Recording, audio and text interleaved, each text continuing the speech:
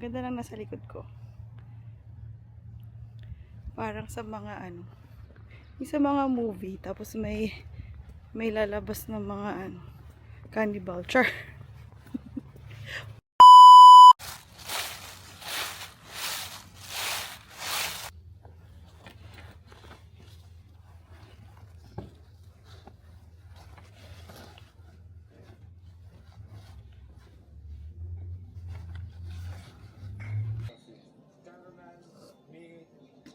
Cousins, my mom's not here. Then she left her tour guide. Probably giving all the information. That's my other cousin over there.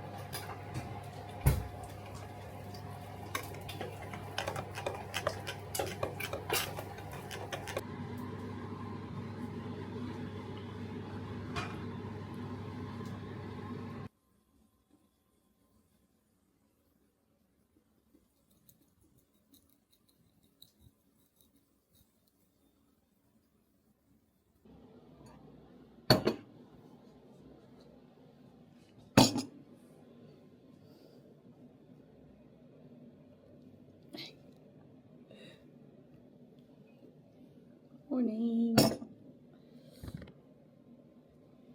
Let's eat. And became a tourist attraction. 16 degrees out here, aircon weather, kind of gloomy. Moisturize skin, of course. It's most of skin.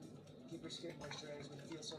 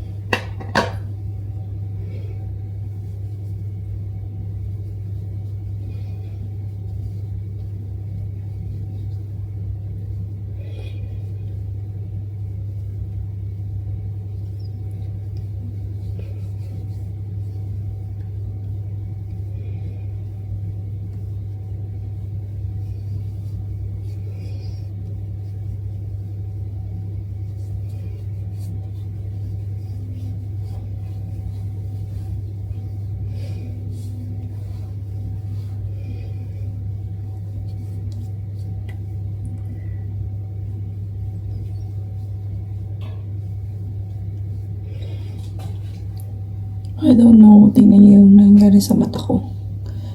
Hindi naman siya masakit or makate, pero yan.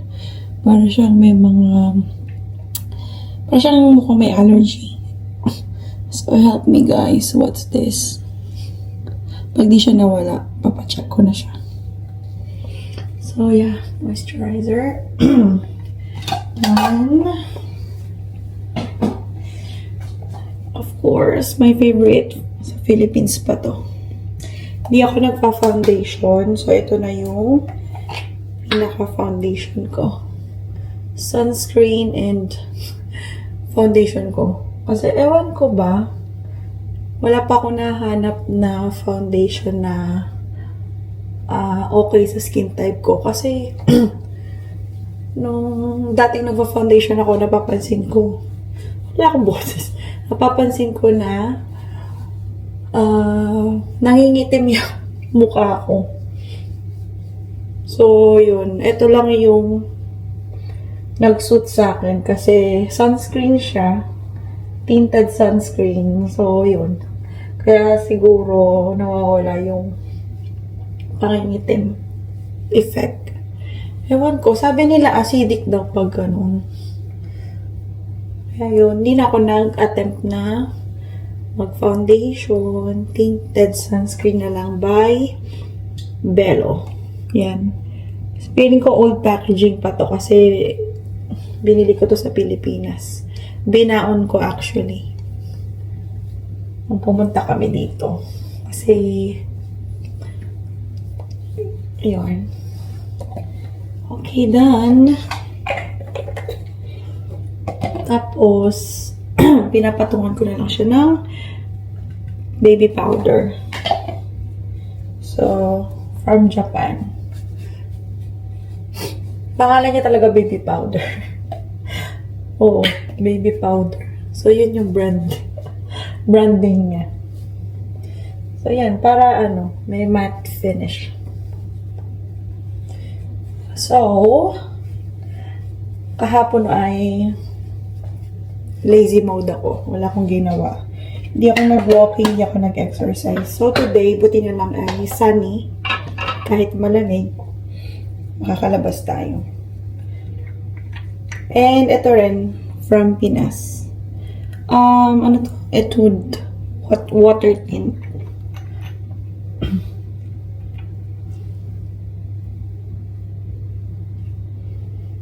Gusto ko siya kasi, ang natural lang.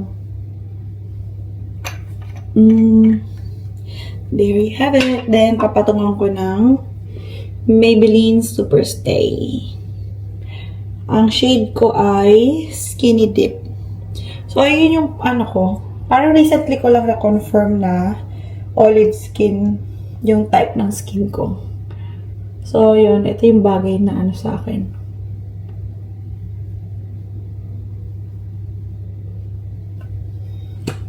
Very light lang.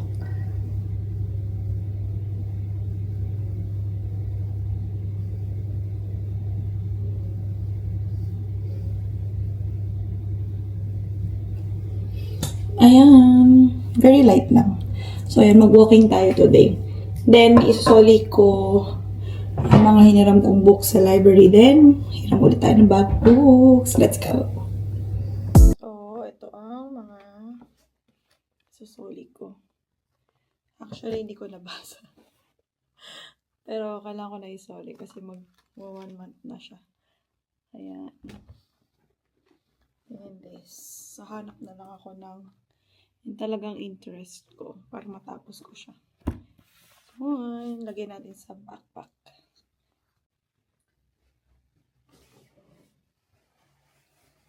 Walang kung super lamig sa labas, pero lagi namang malamig dito. Kaya, mag-puff jacket tayo.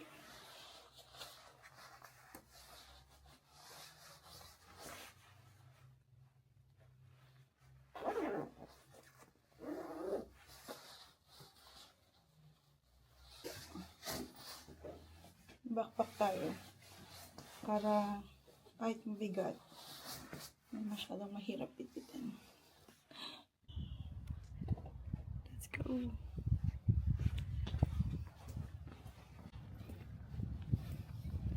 Hindi pantay yung cup ko. Look at that. Sunny day. So, until 4 p.m. lang yung library today. Kasi weekend. Kaya, pero ano pa lang naman. 12 p.m. So, maabutan pa natin. And, ang gusto kong hanapin kasi yung mga inspirational books. Tsaka, parang gusto kong magbasa ulit ng Nicholas Sparks. Sana meron doon. Kasi nung high school, college days, super, nahilig ako kay Nicholas Sparks. Nanood ko yung mga movies. So, yun. Gusto kong magbasa ng libro niya. Sana meron. Tuloy tayo. Tsaka alam nyo ba, share ko lang, nung unang dating namin dito, sobrang, saan ako dadaan? Dito na lang. Sobrang takot akong tumawid. Kasi feeling ko, yung super lawak ng kalsada nila. Tsaka, parang ang bibilis sila magpatakbo. So, yun. Struggle ko nun. As in, kinakabahan ako tumawid. Pero, to be fair, sa Pilipinas, takot din talaga ako tumawid. So, parang mas madali pa nga dito kaysa sa Pilipinas. Kaya yun, ngayon, hindi na ako kinakabahan tumawid. Sige. Mag-walking muna ako. Miyan ako mag-video. Dahil ako'y hinihingal. Bye! Kita ko pa os. Kasi, Friday, very, very busy talaga sa work. Tsaka, makakarelate yung mga teachers dito. Simula nung nag-start ako magturo, talagang yung, naging husky na yung boses ko. Tapos yung, dati, hindi naman sa pero, yung, parang, maayos naman yung boses ko sa pag kumakanta. Na-hit ko yung mga, hindi ba super high notes, pero yung nasa tono, kahit medyo mataas na yung note, no. Pero ngayon, very namamalat na ako. Tapos, yun, nag-video kayo ako kagabi. Naiinis ako kasi hindi ko na ma-hit yung mga other notes. Ay, nako. So, ayun. Morning. So, ayun. Sacrifice ng mga teacher. Nawawala ang singing voice. Char! Oh, autumn. So, maganda na yung mga puno. Nagta-turned yellow na yung mga leaves. Actually, ganda naman talaga mag-walking dito. Pero hindi ko siya nagagawa lagi. Kasi, pagod sa work. Tsaka, syempre, pag uwi mo, luluto ka pa. Household chores. So, wala na akong energy para, mag-walking kahit gusto ko. Oh, ganda. Look for trains.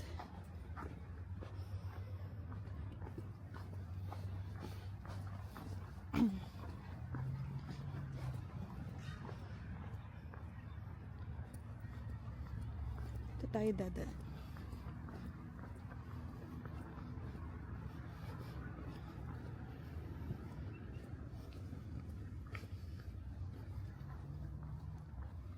Kaka-start ko pa lang pero naririnig yun ang hingal ko.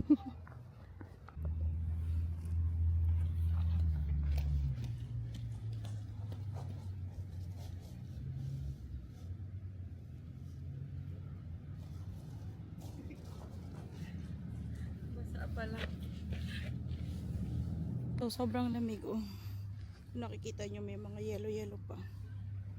So, nag-yellow kagabi. Ayan. Frost pala. Frost. Ayan. Medyo frost pa yung mga damo.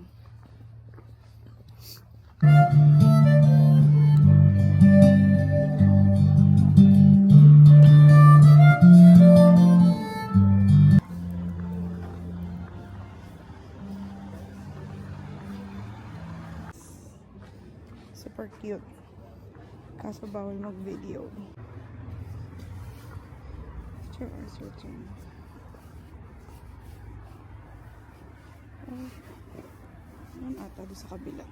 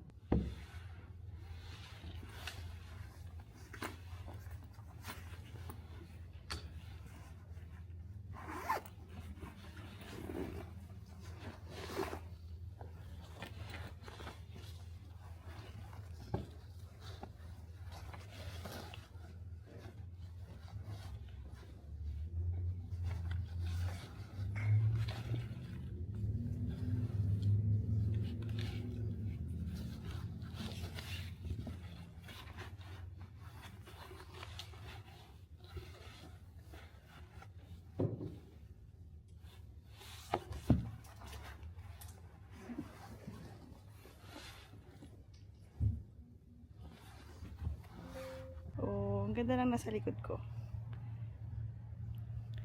Parang sa mga ano, yung sa mga movie, tapos may lalabas ng mga ano, cannibal. Char. Horror pala siya. Oo.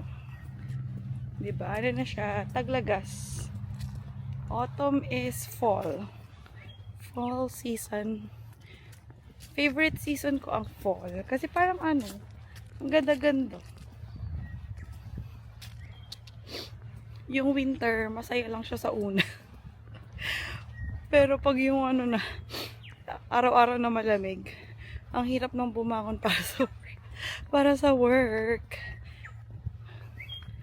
Naririnig niyo yung ibon.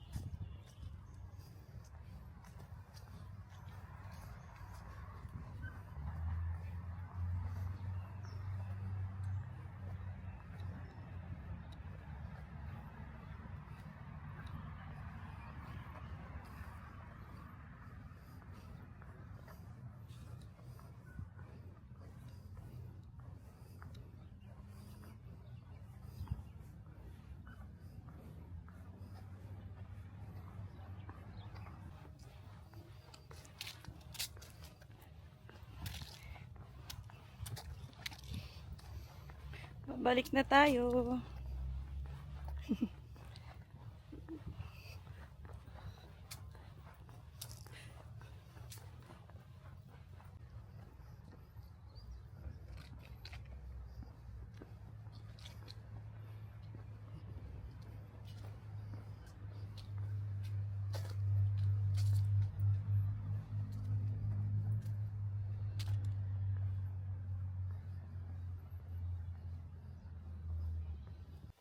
I'm home.